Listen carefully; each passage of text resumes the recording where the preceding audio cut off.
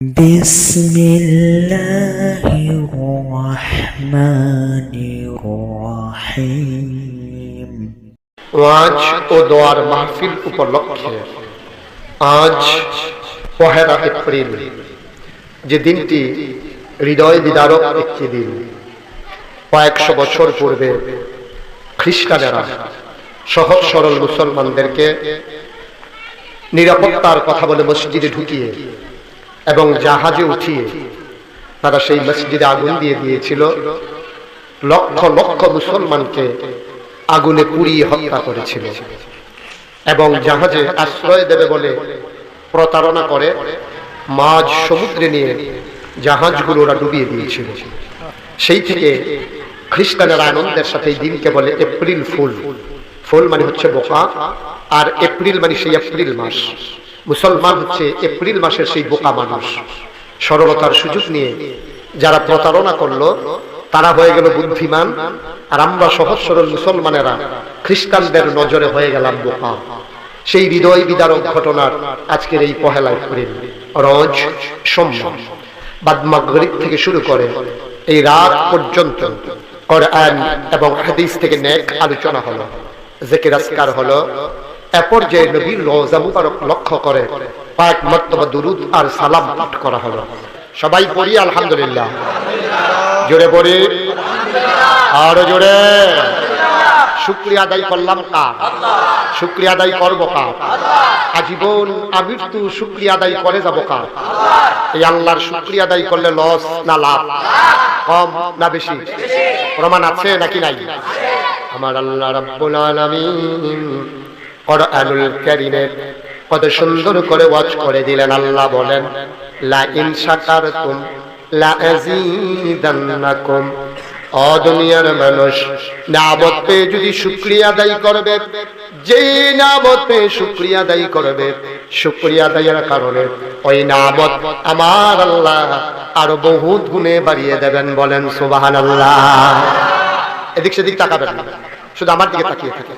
সবাই পড়েন আলহামদুলিল্লাহ। আমরা আল্লাহর কাছে একটা দরখাস্ত দেই, আল্লাহ তুমি এতক্ষণ যেহেতু বৃষ্টি দাও নাই, ইচ্ছে করলে তোমার ক্ষমতা আছে তুমি 2 ঘন্টা পরে দিলেও পারো। আল্লাহর এই ক্ষমতা আছে নাকি নাই? আমরা আল্লাহর কাছে 2 ঘন্টা সময় ভিক্ষা চাই যে আল্লাহ দয়া করে তুমি বৃষ্টি দিতে মন চাইলে দাও, আমাদের কোনো আপত্তি নাই, কিন্তু 2টা ঘন্টা সময় আমাদেরকে ভিক্ষা দাও। সবাই পড়েন আমিন, জোরে পড়েন আমিন। আল্লাহ ইচ্ছে করলে এই মুহূর্তে বৃষ্টি থামিয়ে দিতে পারেন না? আল্লাহর এই ক্ষমতা আছে নাকি নাই? এই দুনিয়ায় এই ক্ষমতা কারো নাই। মন্ত্রী বলো, এমপি বলো, প্রধানমন্ত্রী আর প্রেসিডেন্ট, বৃষ্টিকে থামিয়ে দেওয়ার ক্ষমতা কারো নাই। যিনি পারেন তিনি একমাত্র, অবশ্যই তিনি পারেন। আমরা দরখাস্ত দিলাম আল্লাহর কাছে, আল্লাহ অবশ্যই কবুল করবেন ইনশাআল্লাহ। আল্লাহ যেন কবুল করে, সবাই করে আমিন। বৃষ্টি শুরু করেছিলেন কে? আল্লাহ। থামিয়ে দিয়েছেন কে? আল্লাহ। 2 ঘন্টা সময় চাইছি, বেশি তো আর চাই নাই। আমরা 2 ঘন্টার ভিতরে শেষ করে দেব। যেই কথা এই কাজ করো, আল্লাহর লোকে যেটা কথা হয়েছে এইটাই, আর বাইরে কোনো কথা নাই। 2 ঘন্টার ভিতরে শেষ করে দেব। আমরা তাবারুক খাইয়া যখন বাড়িতে গিয়ে ঢুকবো, এরপর আল্লাহ বৃষ্টি দিয়ে দেবে, আমরা ঘুমাই যাবো বৃষ্টির ভিতরে ইনশাআল্লাহ। আল্লাহ যেন কবুল করে, সবাই পড়ি আমিন, জোরে পড়ি আরো জোরে। আমি যখন যেটা বলতে বলি আওয়াজ করে বলবেন, দয়া করে কেউ এদিক সেদিক তাকাবেন না। বাচ্চারা কথা বলতে চাইলে মুরব্বির একটু থামাই দিয়ে, একটু চুপ করাই দিয়ে। ছোট মানুষ তো, বাচ্চারা দুষ্টামি করতেই পারে, কাউকে দুষ্টামি করতে দেওয়া যাবে না। অনেক কষ্ট করে মাহফিলটা করা হয়েছে, অনেক টাকা খরচ করা হয়েছে, সুতরাং কোনোভাবেই মাহফিলের ক্ষতি হয় এমন কোনো কাজ করা যাবে না। মাহফিলের ভিতরে উঠে উঠে হাঁটাহাঁটি, এটা আমি মোটেও পছন্দ করি না। দয়া করে এই কাজটা কেউ করবেন না। আল্লাহ যেন কবুল করে, সবাই পড়ে আমিন। তো বলছিলাম, শুকরিয়া আদায় করলে কি লস না লাভ?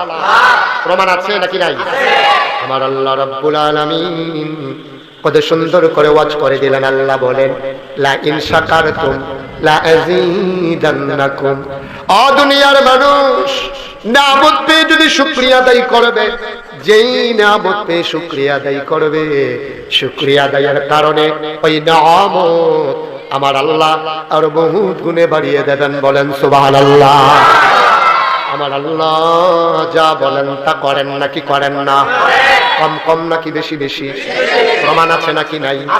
আমার আল্লাহ রাব্বুল আলামিন কোরআনুল কারীমের 30 পারায় সূরা বুরুজের শেষ অংশে আল্লাহ কত সুন্দর করে ওয়াজ করে দিলেন। আল্লাহ বলেন, ফাআলুল লিমা ইউরিদ। আমার আল্লাহ এমন আল্লাহ রে, তার যা মন চায় ওই কাজটাকে আমার আল্লাহ বেশি বেশি করে দেন, বলেন সুবহানাল্লাহ। আমার আল্লাহ দুনিয়ার মানুষের মতো না। দুনিয়ার মানুষ বলে একটা করে আর একটা, ঠিক কিনা? দুনিয়ার মানুষ বিপদে পড়লে একরকম, বিপদ দূর হয়ে গেলে আরেক রকম, অসুখে পড়লে একরকম, ভালো হয়ে গেলে একরকম, নির্বাচনে দাঁড়াইলে একরকম, পাশ করার পরে আরেক রকম, ঠিক কিনা? আমার আল্লাহ রাব্বুল আলামিন তিনি যা ওয়াদা করেন, ওয়াদার খেলাফ করা আমার আল্লাহর জন্য মোটেও শোভা পায় না। তিনি নিজেই নিজের পরিচয় তুলে ধরেন, তিনি বলেন ইন্নাকা লা তুখলিফুল মিআদ।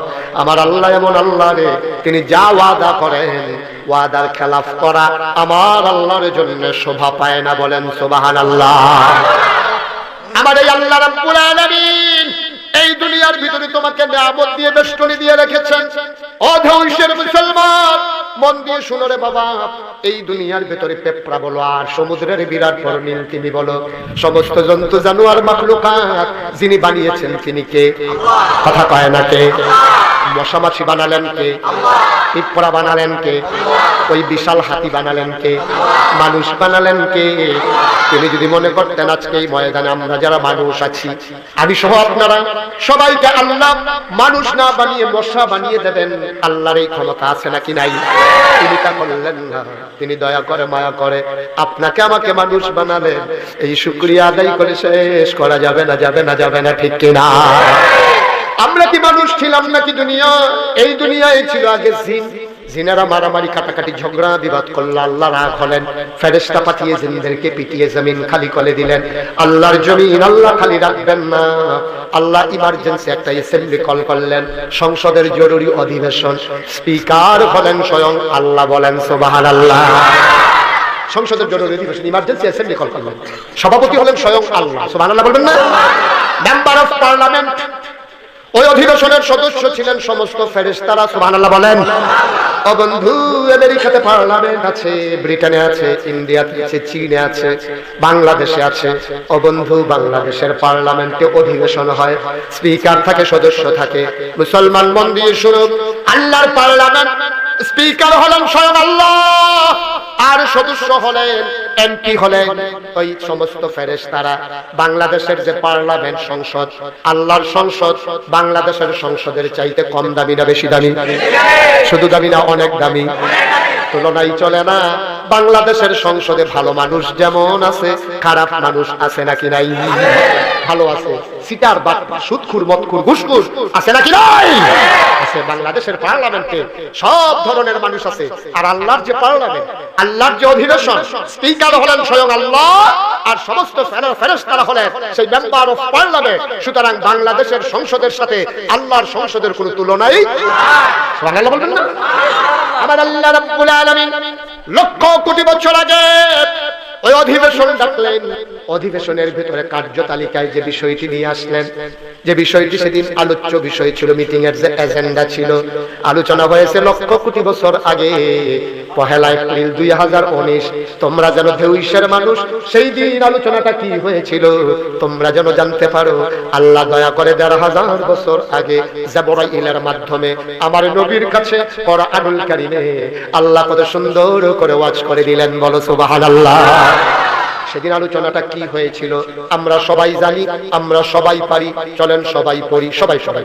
আউযু বিল্লাহি মিনাশ শাইতানির রাজীম। বিসমিল্লাহির রাহমানির রাহিম। ইন্নী জাইলুন ফিল আরদি খলিফা। আমার আল্লাহ রাব্বুল আলামিন দেখে বলেন, ও দুনিয়া, ও ফেরেশতারা, শুনো শুনো শুনো। ইন্নী জাইলুন ফিল আরদি খলিফা, আমি একটা কওম, আমি একটা সম্প্রদায়, আমি একদল মানুষ বানাতে চাই যাদের পরিচয় হলো তারা আমার খলিফা। ফেরেশতারা বলে, দরকার নেই। ও মাওলা, ও রব্বে কারীম, মানুষ বানানোর দরকার নাই। এর আগে একবার জিন বানিয়েছিলেন, জিনেরা মারামারি করলো, কাটাকাটি করলো, ঝগড়া বিবাদ করলো। মানুষ বানাবে, এই মানুষগুলো দেখা যাবে মানুষের উপরে অন্যায় করবে, অবিচার করবে, মামলা দেবে, হামলা হবে, অন্যায়ভাবে মানুষকে জেলে ঢুকাইতে চাইবে, অন্যায় অবিচার করবে, যেই দিক দিয়ে সুই ঢুকে না এদিক দিয়ে শাবল ঢুকাইতে চাইবে, ঠিক কিনা? মানুষ বানানোর দরকার নাই। মানুষের উপরে জুলুম করবে, নির্যাতন করবে, নিপীড়ন করবে, অন্যায় বিচার করবে। আপনাকে ডাকার জন্য আমরা ফেরেশতারাই কি যথেষ্ট না? আল্লাহ তাদের কথা মানলেন না, তাদের যুক্তিকে আল্লাহ উপেক্ষা করলেন। আল্লাহ রাব্বুল আলামিন উল্টার যুক্তি দিয়ে দিলেন। আল্লাহ বলে দিলেন, ইন্নী আ'লামু মা লা তা'লামুন, আমি যা জানি তোমরা তা জানো না। বলেন সুবহানাল্লাহ। মানুষ বানানো হলো, আল্লাহ প্রস্তাব দিলেন, ফেরেশতারা না করলেন, আল্লাহ মানুষ বানিয়ে দিলেন। আচ্ছা, আপনারা এখন সহজ সরল যারা এখানে মানুষ আছে সবাই বুদ্ধিমান, সরল কিন্তু বুদ্ধিমান, বোকা মানুষ এখন আর বাংলাদেশে নেই, ঠিক কিনা বলেন? আপনাদের বিবেকের কাছে আমার প্রশ্ন, আপনি যদি মন্দবাগ বাজার থেকে অথবা নয়নপুর বাজার থেকে দুইজন কামলা আনেন, বদুল্লা আনেন, ডেলি লেবার আনেন, বাংলাদেশে যেটা মুনি কয়, এই দুইজন মুনি যদি আনেন, সে আইসি জিজ্ঞেস করে, ভাই আমার যে আনছেন আমার কাজটা কি? আপনি বলে দিচ্ছেন তোমার কাজ হলো পানিতে ধান ডুবে যাচ্ছে, তুমি তাড়াতাড়ি করে ধানগুলা কেটে আমার বাড়িতে নিয়ে আসবে, এটা হলো তোমাদের কাজ। আপনি জমিন দেখাই দিয়ে আসছেন, ওরা ধান কাটতেছে, ঘন্টাখানেক পরে আপনি গেছেন ওরা কেমন কাটলো দেখার জন্য। আপনি গিয়ে দেখেন যে দুইজন লোক ওই ধান কাটা ফালাইয়া রাস্তার কিনারে বট গাছের নিচে বৈশা এই শুলো করে খেলতে আসছে। আপনি কি খুশি হবেন না বেজার হবেন? কথা বলেন, আপনি খুশি হবেন না বেজার হবেন? তাকে কি আপনি রাখবেন না বিদায় করে দেবেন? আপনি বলবেন, ভাই তোমার আনছি কাজ করার জন্য, তুমি খেলতামাশা শুরু করছো, তোমার দরকার নেই। তখন আপনার ডেলি লেবার, আপনার কামলা, আপনার বদুল্লা, আপনার মুনি আপনাকে এসে জিজ্ঞেস করে আমার কি কাজ? তাইলে আমরা গোলাম কার? কথা কয় না? আমরা গোলাম কার? তাইলে আল্লাহর গোলাম হিসাবে, আল্লাহর মুনি হিসাবে, আল্লাহর কামলা হিসাবে কোনদিন কি আল্লাহকে জিজ্ঞেস করছেন যে আল্লাহ আপনি যে আমাদেরকে বানাইলেন, ফেরেশতারা যে না করলো তারপরেও যে আপনি বানাইলেন, কেন বানাইলেন, এই কথা কি জিজ্ঞেস করছেন? জিজ্ঞেস করা দরকার ছিল না? উচিত ছিল না আমাদের? আমি একদিন জিজ্ঞেস করেছিলাম, রাত্র বাজে 2:30, মাহফিল শেষ করে যখন বাসায় গেলাম, ঠান্ডা পানি দিয়ে ওযু করলাম, তাহাজ্জুদে দাঁড়িয়ে সিজদায় গিয়ে আল্লাহর সাথে কথা বললাম, আল্লাহকে জিজ্ঞেস করলাম, মাওলা ও রব্বে কারীম, তুমি যে মানুষ বানিয়েছো আমি তো সেই মানুষ। আল্লাহ ফেরেশতারা না করছিল মানুষ বানানোর দরকার নাই, তারপরও তুমি দয়া করে মায়া করে আমাকে মানুষ বানিয়েছো, আমাকে শিয়াল কুকুর জন্তু জানোয়ার বানাও নাই। মাওলা আমার জানতে মন চায় তুমি কেন আমাকে মানুষ বানাইছো? আমার আল্লাহ যেন ডাক দেয়া কয়, বান্দারে ও বান্দা জানতে চাও মানুষ কেন বানিয়েছি? বাড়িতে যাও, কোরআন খুলো, কোরআন পড়ো, কোরআন বুঝো। আল কোরআনের ভেতরে ১৩,০০০ বছর আগে আমি আল্লাহ তোমাদেরকে জানিয়ে দিয়েছি কেন মানুষ বানিয়েছি।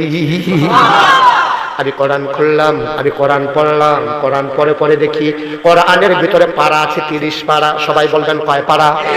কোরআন শরীফে সূরা আছে 114টা। সবচেয়ে বড় সূরার নাম সূরা বাকারা। কি নাম? সূরা বাকারার ভিতরে রুকু আছে 40টা। কয়টা? সূরা বাকারার ভিতরে আয়াত আছে 286টা। কয়টা? আবার আমরা শুরু করি মুখস্থ করে নেই, কোরআনে কয় পারা? সূরা কয়টা? সবচেয়ে বড় সূরার কি নাম? সূরা বাকারায় রুকু কয়টা? আয়াত কয়টা? ওরা কোরআন শরীফে আয়াত হইল 6666। বলেন সুবহানাল্লাহ। ও ধৈর্যের মুসলমান, ও ব্রাহ্মণ পাড়ার মুসলমান, মন দিয়ে শোনো। আমি কোরআন খুলে দেখি আমার আল্লাহ রাব্বুল আলামিন কোরআনুল কারীমে কত সুন্দর করে জানিয়ে দিলেন কোরআনের সবচেয়ে বড় সূরা সূরা বাকারা। বাকারার ভিতরে আল্লাহ কত সুন্দর করে ওয়াজ করে দিলেন। আমি খুঁজতেছিলাম মানুষ কেন আল্লাহ বানিয়েছেন, খুঁজতে খুঁজতে এক জায়গায় আমি চমকে উঠলাম, থমকে দাঁড়ালাম, আশ্চর্যান্বিত হয়ে গেলাম। আমি তাকিয়ে দেখি আমি যেই প্রশ্নের জবাব খুঁজি আল্লাহ সেই প্রশ্নের জবাব রেডি করে রেখে দিয়েছেন। আল্লাহ বলেন, ইয়া আইয়ুহান নাসু উবুদু রাব্বাকুম আল্লাযী খালাকাকুম ওয়াল্লাযীনা মিন ক্বাবলিকুম লাআল্লাকুম তাত্তাকুন। সুবহানাল্লাহ বলবেন না? আমরা জিজ্ঞেস করেছিলাম আল্লাহ তুমি কেন মানুষ বানিয়েছো? সুবহানাল্লাহ কয় না? আমরা জানতে চেয়েছিলাম তুমি কেন মানুষ বানিয়েছো। এই কথাগুলো আল্লাহ মানুষের জানা খুব দরকার। তুমি যদি বৃষ্টি দিয়ে দাও মানুষগুলো এই কথা কেমনে জানবে গো আল্লাহ। তোমার কাছে ভিক্ষা চাই, দয়া চাই, মায়া চাই। তুমি তো আল্লাহ মেহেরবান, সামান্য একটু সুযোগ দিলে মানুষ জানতে পারবে কেন তুমি বানিয়েছো। আমরা সবাই মিলে ওয়াদা করতেছি তুমি যদি সুযোগ দাও, আমরা যদি জানতে পারি কেন মানুষ বানিয়েছো, আজকে যখন জবাব জেনে যাব আগামীকাল সকাল থেকে সেই অনুযায়ী বান্দারা চলার চেষ্টা করবো ইনশাআল্লাহ। মাওলা ওয়া রাব্বে কারীম, তুমি কেন মানুষ বানিয়েছো? আল্লাহ কয় ইয়া আইয়ুহান নাস উবুদু রাব্বাকুম। ও দুনিয়ার মানুষ, ও কসবার মানুষ, ও ব্রাহ্মণ পাড়ার মানুষ, ও ঢেউ সাজগর রাহুল খানের মানুষ, ও মন্দবাগের মানুষ, ও চন্দলার মানুষ, শুনো শুনো শুনো, তোমরা জানতে চেয়েছো কেন মানুষ বানিয়েছে। ইয়া আইয়ুহান নাস, ও এই মাহফিলের মানুষেরা, উবুদু, তোমাদেরকে তোমরা জানতে চেয়েছো কেন বানিয়েছেন। উবুদু, তোমরা ইবাদত করো। সুবহানাল্লাহ। এই কথা কার? এই কথা কার? আল্লাহ কয় তোমরা জানতে চাও কেন বানিয়েছি। উবুদু, তোমরা ইবাদত করো। আমরা বললাম কার ইবাদত করব? আল্লাহ কয় রব্বাকুম, যিনি তোমাদের রব। সুবহানাল্লাহ কয় না? আমরা বলে দিলাম মাওলা আমরা সহজ সরল মানুষ, এত বেশি লেখাপড়া নাই, আমরা সাধারণ জনগণ। তুমি যে বলতেছো রব, আমরা কি রব চিনি নাকি? রব কারে কয় আমরা বুঝি নাকি? একটু বুঝাইয়া বলো। আল্লাহ কয় বান্দারে রব চিনো না? আল্লাযী খালাকাকুম, রব হইলেন তিনি যিনি তোমাকে বানাইছে, যিনি তোমাকে জীবন দিল, যিনি তোমাকে বিধান দিল, যিনি তোমাকে হায়াত দিল, যিনি তোমাকে মওত দিল, যিনি তোমাকে রিজিক দিল, মৃত্যুর পরে হয় জান্নাত নতুবা জাহান্নাম যিনি দেবেন। উবুদু রাব্বাকুম, তোমরা সবাই মিলে এই মাহফিলে যারা আছো তোমরা জানতে চেয়েছিলে কেন বানিয়েছি।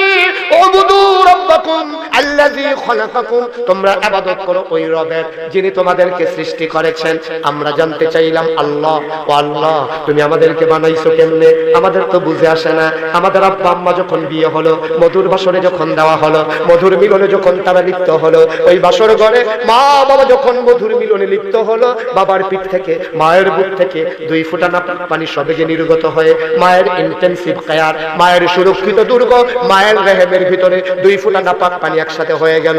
বাবার পিঠ থেকে যেই নাপাক পানি বের হয় এটাকে বলে ডিম্বাণু শুক্রাণু, মায়ের বুক থেকে যেই নাপাক পানি বের হয় এটাকে বলে ডিম্বাণু। মেডিকেল সায়েন্স, চিকিৎসা বিজ্ঞান বলছে ওই 2 ফোঁটা নাপাক পানি মায়ের রেহেমের ভিতরে যখন একসাথে হয়, 2 ফোঁটা নাপাক পানি 1 ফোঁটা রক্ত হয়, 1 ফোঁটা রক্ত গোশতের টুকরা হয়, গোশতের টুকরা আস্তে আস্তে প্রলম্বিত হয়, বড় হয়, লম্বা হয়, গোশতের টুকরার ভিতরে হাত হয়, পা হয়, নাক হয়, কান হয়, চোখ হয়, মুখ হয়। সুবহানাল্লাহ। ওই গোশতের টুকরার ভিতরে তোমার ওই গোশতটা যেন পড়ে না যায় এই জন্য গোশতের ভিতরে হাড্ডি ফিট করা হয়, হাড্ডিটাকে গোশত দিয়ে ঢেকে দেওয়া হয়, গোশতটারে আবার চামড়া দিয়ে প্যাকেট করা হয়। তোমার পায়ের নখ থেকে মাথার চুল পর্যন্ত যেন সচল থাকে, লক্ষ লক্ষ ওই স্যালাইনের লতের মতো লক্ষ লক্ষ রগরাশা দিয়া তোমাকে চালু রাখা হয়। আমরা আল্লাহকে জিজ্ঞেস করলাম মাওলা ও রব্বে কারীম তুমি কেমনে বানাইছো? আব্বা আম্মার যদি বিয়ে না হতো, আব্বা আম্মা যদি মধুর বাসরে না যেত, তাইলে তো আমরা মায়ের গর্ভে জন্ম হইতাম না। আল্লাহ ডাক দেয়া কয় বান্দারে এত বুদ্ধিমান তুমি হইছো, কি কায়দা করে তুমি আমাকে শোনাই দিছো তোমার আব্বা আম্মা তোমারে দুনিয়াতে আনছে। এইটাই যদি কথা হয় তাইলে আমি আল্লাহ জানতে চাই তোমার আব্বারে কে বানাইলো। তোমারে যদি তোমার আব্বা আম্মা দুনিয়াতে আনে তাইলে তোমার আব্বা আম্মার আনলোকে তোমার জাতির পিতা ইব্রাহিম, তোমার আদি পিতা আদম, তোমার আদি মাতা হাওয়া, তোমার 14 গোষ্ঠী, তোমার বংশধর, বংশ পরস্পরায় যারা অতি পূর্বে আছে, যারা পরে আসবে। তুমি তো কি সুন্দর বুদ্ধি করে বলে দিলা তোমারে তোমার আব্বা আম্মা দুনিয়াতে আনছে। বান্দারে এটাই যদি কথা হয় তাইলে তোর আব্বা, তোর আম্মা, তোর দাদা, তোর দাদি, তোর নানা, তোর নানি, তোর 14 গোষ্ঠী, তোর জাতির পিতা, তোর আদি পিতা, তোর নবী সবাইকে যিনি আনলেন আল্লাযী খালাকাকুম ওয়াল্লাযীনা মিন ক্বাবলিকুম, শুধু তোমাকে বানায় নাই, তোমার পূর্বে যত আছে সবাইকে যিনি বানিয়েছেন তিনি আর কেউ না, আমার আল্লাহ।